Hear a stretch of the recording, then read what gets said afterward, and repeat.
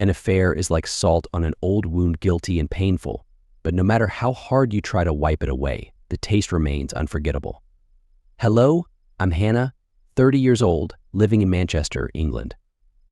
Today, I'm going to tell you a story that I never thought I would experience, an affair that, no matter how much time passes, still haunts me with guilt and obsession. It's a deeply wrong love affair with my family's gardener, a secret relationship full of passion but also filled with torment. I, Hannah, am the eldest child in the family, and from a very young age, I had to shoulder heavy responsibilities that should not have been my turn. As the eldest sister, I had to leave school early to help the family, giving up my personal dreams to take on a greater role. During those days, I witnessed my friends going to school, having fun, while I was busy with work and endless duties. Perhaps those losses caused me to lose a part of my youth, the beautiful years that I should have enjoyed, passed by in responsibilities and worries. I don't blame anyone, but I realized that those sacrifices had unintentionally planted a deep longing in my heart. The desire to be free, to be loved, and to escape from invisible pressures had stuck with me. Perhaps that was why I was always looking for something different, a love full of intensity and passion that I had never had the chance to experience. Sometimes I wondered, could my life have been different if I hadn't sacrificed so much so early? But no matter what, those experiences shaped me, creating a Hannah full of contradictions and deep desires. When I was 22, my life took a new turn when I met Henry on a sunny March day in 2016. Henry was 15 years older than me, but that difference was never a problem.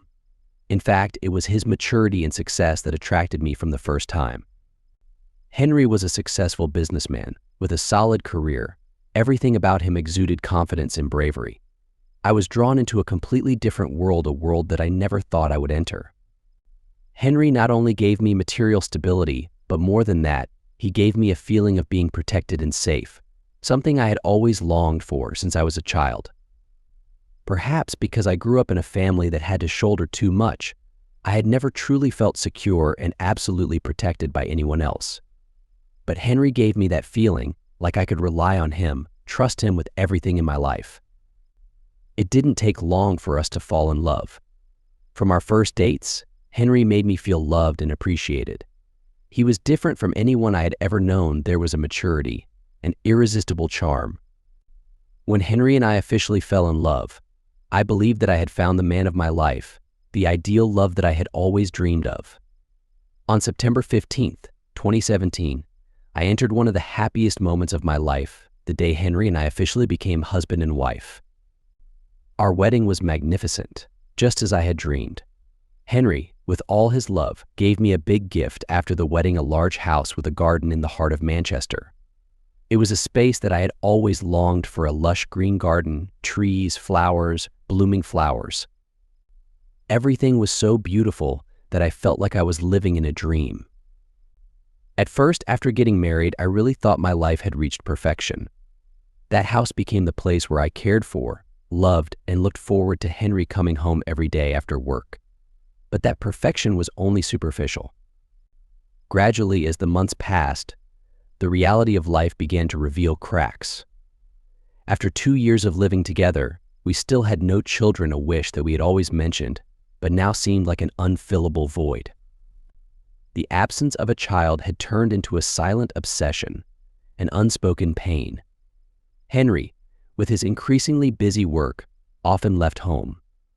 Every time he went on a business trip, I felt lost in the vast space of the house. The silent walls and the flower garden seemed no longer enough to fill the loneliness in my heart. As time went on, the distance between Henry and I grew, not because of arguments, but because of silence, indifference. I began to feel that I was losing a part of myself in this marriage, as if I were just a supporting character in my own story. When Henry decided to hire Alexander to take care of the garden, I didn't think much of it. We had such a big garden, and with all the plants that needed to be trimmed, the help of a gardener was essential. Alexander was a young man, a few years younger than me, but from the first time I met him, I noticed the strength that radiated from him. He had a muscular appearance, steady hands, always carefully pruning each branch as if he were creating a living work of art. Every time he came, it was usually early in the week, right when Henry was away at work, and I would stand at the window, looking out at the garden, my eyes following his every step. Perhaps, at first it was just curiosity. Alexander brought a new vitality to the garden, and I was immersed in loneliness and lack of affection from Henry. Early in the morning, when the sunlight shone down on the garden and Alexander's figure appeared among the trees, I felt like I was drawn into another world. His strength and vitality seemed to revive something in me that had long been forgotten. I began to spend more time by the window just to watch him work. Every time he looked up at me, our eyes met, and in that moment I felt a spark, though very small but enough to stir me. I could not deny that Henry's absence made me easily attracted to Alexander, a man who was always close, strong, full of vitality, while my husband was always far away. This, though secret and dangerous, gradually became a part of my life, like a sweet and seductive secret that I could not escape. That morning, the sunlight filtered through the gaps between the leaves in the garden, creating a peaceful but melancholy scene. I stood by the window, wearing only a very provocative thin nightgown, my eyes following Alexander's every move. He worked as usual, but today there was something different. Maybe it was his gaze, a gaze that lasted longer than usual, or maybe it was me that made the invisible distance between us melt. I felt the lack in my heart become too obvious, unable to be hidden anymore. Alexander perhaps realized it. Without a word, he walked into the house, his eyes shining with a determination I had never seen before. In that moment, the space between us felt suffocated. I didn't resist as he came and held me, his arms strong, providing the comfort I'd been craving. He kissed me while his hands roamed my body, his breaths ragged. The feeling was foreign, a strange mix of fear and excitement. I knew this was wrong, knew I was betraying Henry, but in that moment, I lost control of myself. Emotions overwhelmed reason, and before I could think, it was happening in my own home, the home Henry had built for me. I felt nervous, my heart pounding wildly in my chest, as if I were plunging into something forbidden and dangerous. But when it was all over, too quickly, I looked at Alexander, realizing how immature he was. He wasn't ready for this, just as I wasn't ready for what I felt. That chaotic moment left me with a mixed aftertaste. The emptiness of the emotional outburst quickly died down, and an unnamed fear gripped my mind. After that first time, Alexander was no longer just the weekly gardener. He started coming more often, and every time he came, I knew what to expect. It wasn't just about tending the plants, it was about passionate lovemaking, secretive and intense, as if we were escaping reality. Every time Henry was away, we would seize every moment, and every time, a sense of excitement and guilt seemed to woven into every breath. One time I was in the shower, the hot water running over me, but I was unprepared for what was coming. Alexander entered the bathroom, without a word, his eyes burning like a hungry wolf. I was so used to his presence, but every time, my heart still pounded, both fearful and irresistible. No words were needed, no explanation was needed, just a mutual, intense desire. Alexander held me, and his strength made me feel like I was losing control. We did it on the bathroom floor, in the steam, then moved to the living room, and even into our bedroom, where I was supposed to belong only to Henry. These affairs quickly became an integral part of my life, a repeating cycle of excitement and guilt. Every time Alexander entered the house, there was a sweet tension in the air, as if we were stealing precious moments from each other. Sometimes we were even more reckless, making love right out in the garden, where only the trees could witness. The rustling of leaves and the smell of damp earth added to the novelty, making me feel like I was living in a completely different world, a world where reason was not allowed, only passion and madness. It happened over and over again, week after week, and I became accustomed to Alexander's furtive, stimulating encounters. But then one day, I began to feel a change in my body. Nausea would strike in the mornings, accompanied by persistent headaches. At first, I thought it was just fatigue, stress, or a secret life that was slowly eating away at my spirit. But as time went on, the symptoms became more and more obvious. I finally decided to go to the doctor for a checkup, and the moment he confirmed that I was pregnant, my whole world came crashing down on me. A mixture of shock, fear, and anxiety washed over me. I knew for sure that this child was not Henry's. We had tried many times to no avail, and our sex had become so infrequent that the appearance of this child could not have been the result of those efforts. My mind was in turmoil. I had gotten myself into this situation, and now I had to face the consequences. When I told Alexander the news, I could see the panic in his eyes. He didn't say much, just silence. And that silence made me realize that we were entering a dangerous boundary that neither of us was prepared for.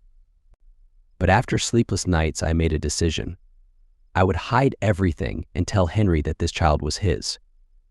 The day I told Henry, his face lit up with happiness. He hugged me tightly, his eyes filled with tears of emotion. Henry didn't suspect anything, he just knew that his long-cherished dream of becoming a father had come true. Seeing his joy, my heart sank heavy with remorse. But I had gone too far to turn back, and now I had to play my part and live with this secret, keeping it safe from the light of truth. Although Henry was filled with happiness, his joy was evident in every gesture and look. I knew that the dark truth was always weighing on my mind. Every time I looked into his loving eyes, I felt a pang of guilt gnawing at my heart. There were times when he caressed my belly, laughing and talking about the future, about the unborn child, and I could only smile awkwardly in response, my heart in turmoil with thousands of questions. How could I live with this lie forever? The lie became an invisible wall between us, growing thicker and thicker, impossible to break. When my child was born, Henry was overjoyed. He held the baby in his arms, proud and satisfied. I could only stand and watch, feeling the pain in my heart. This child was my flesh and blood, but also living proof of the betrayal I tried to hide. I tried to play the role of a good mother and wife, but I could never escape the feeling of guilt that always haunted me. My relationship with Alexander did not end after the birth of the child, but the frequency of our meetings gradually decreased. Those rare meetings tormented me even more. Every time he entered the house, his eyes ignited the fire of passion in me again, and for a moment, all reason disappeared. We were drawn to each other like two people pushed to the edge, unable to resist. But when it was all over, I lay there, empty, staring at the ceiling and thinking about what I had lost. Regret welled up, heavy with every breath. I knew I had been wrong from the beginning, but now I could not escape this spiral. Every time I was with Alexander, passion seemed to bind me, but when I was away from him, self-blame flared up again, making me unable to forgive myself. My whole life now seems like a complicated web of lies, interwoven with passion, guilt, and never-ending torment. Then the day came, the day I knew that no secret could stay hidden forever. It was a midweek afternoon, seemingly as normal as any other. Henry usually only came home on weekends, so I wasn't worried when Alexander showed up as usual. We fell in love again like we had so many times before, despite the guilt that had grown with each passing day. But this time, I didn't know that Henry had decided to come home earlier than expected. Alexander and I were on the sofa in the living room, lost in blind passion, when the door suddenly opened. Henry stood there, his eyes filled with horror and pain, as if he couldn't believe what he was seeing. His whole world had crumbled before his eyes. I had never seen Henry like this before, his face red and his eyes filled with anger and hurt. My heart stopped, not knowing what to do as the cruel truth was revealed before him. Henry rushed in, so angry that he screamed, threatening to kill us. I had never seen him like that, a rage I had never imagined. He screamed so loudly, his voice echoed through the house, making me feel like everything was collapsing around me. In that moment, I was terrified, not only for myself but for Alexander and our little girl. I fell to my knees, tears streaming down my face, begging Henry for forgiveness. I didn't know what to say other than sorry, hoping that in his pain and anger, he would think of our little girl. Alexander stood beside me, head bowed in apology, embarrassed and scared, knowing that it had all gone too far. Henry, in that moment, looked at me with eyes full of resentment. But then, thinking of the little girl, he didn't kill us, didn't beat us, but he chased Alexander out of the house, never allowing him to return. I stood there in heavy silence, realizing that I had destroyed everything good in my life. Henry no longer looked at me the same way. His forgiveness was not a release, but a terrifying silence, like a deep cut in our relationship, a cut that I didn't know if it could be healed. Since that day, Alexander and I have not seen each other again. He has left my life, like a ghost disappearing into the dark night, taking with him the mistakes and sins that I have to bear alone. I tried to forget him, tried to live on with Henry and our child. But every day that passed, when I looked at the child, I couldn't escape the cruel truth that I had created. I knew, deep down, that this child was not Henry's, and that truth weighed heavily on me, every day, every hour. Henry still kept his promise of forgiveness, but the silence between us changed everything. There were no more happy moments, no more light-hearted conversations like before. Instead, there was only a quiet, cold void. I tried to fill that void with love for him, but the more I looked at him, the more haunted I became by what I had done. The child was life, but also living proof of my betrayal and lies, something I could never hide from myself. Every time I held him, I felt my heart tighten with regret. I loved him, but it also hurt to think about the price I had paid for him. Every innocent look in his eyes made me flinch, reminding me of the moments when I had gone wrong and could never be undone. I tried to live with this torment, but the scars of guilt and regret never healed, no matter how hard I tried to forget. It is a story that I will carry with me for the rest of my life, a story that cannot be told, cannot be shared, because it is a part of me, a dark part that I can never erase. I live with Henry, live with my child, but can never truly escape myself, can never forget the days that have passed. Every day I wonder if I am punishing myself by living this lie, and that perhaps the forgiveness that Henry gave me never really existed. When you hear my story, I understand that you will probably feel a mixture of emotion, sympathy, blame, or even disbelief. But the most important thing I want to share with you is that mistakes in life are inevitable, and sometimes they leave scars that cannot be healed. I am not proud of what happened, but I want to remind you that when we face our mistakes, it is important not only to learn to live with them, but also to learn from them so that they do not happen again. In love, in marriage, honesty and trust are fundamental.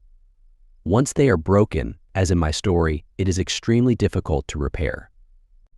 But if you are facing the wrong choices or are on the same path as I once was, remember that stopping before it is too late is the best thing you can do for yourself and those around you. Sometimes just a moment of right decision can save your whole life from years of torment and regret. Life is never perfect, and we all make mistakes. What matters is how we face them. Face the truth, no matter how painful it is, and if possible, be honest with the people you love the most. Don't let lies rot your soul and destroy the beauty you have built. Learn from my story, and don't let yourself fall into a spiral of guilt and regret.